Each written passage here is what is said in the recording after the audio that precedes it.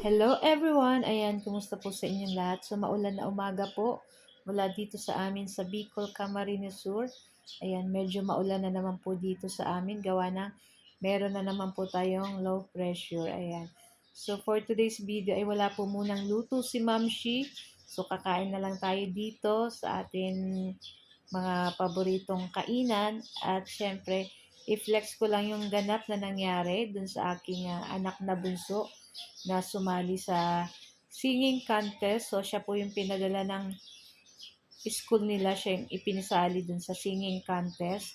So, iba't ibang school po yung mga nandyan. At ginanap po yan dito sa Robinson Mall. So, ayan na nga yung anak ko. Siya yung kauna-unahang kumanta dyan. So, sa awa ng Diyos guys, naka-second runner-up naman po siya. So, okay lang. Worth it naman po yung pagod niya at yung kanyang pagpa-practice ng almost 2 days lang na practice. Ayan, medyo okay naman. Pero konti pang push and talagang magaling naman po yung aking anak.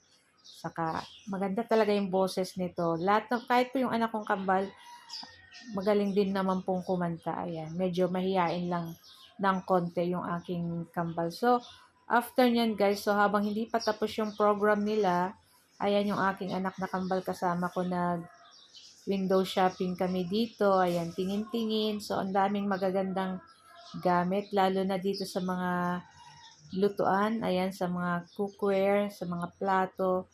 Ito yung mga gustong gusto ko. Kaya ngayong Pasko, yung magre-regalo po sa akin, charot.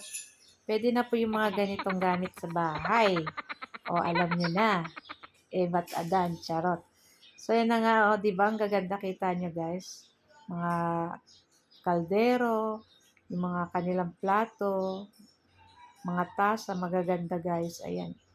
Yan, gusto ko yung color brown dyan, sa ining white.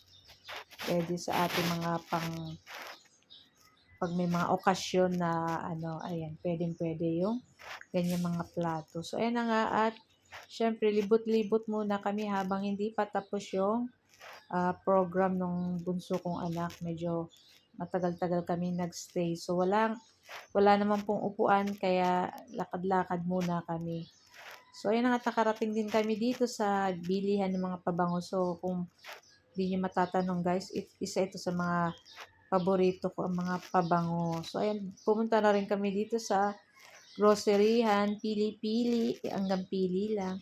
So, yan na nga lang, ito lang ang aming video today at sana po ay nag-enjoy kayo. Huwag niyo po sanang kalimutan mag-like at mag-follow para palagi po kayong updated sa aming mga bagong video na i-upload. So, guys, thank you for watching and see you next video.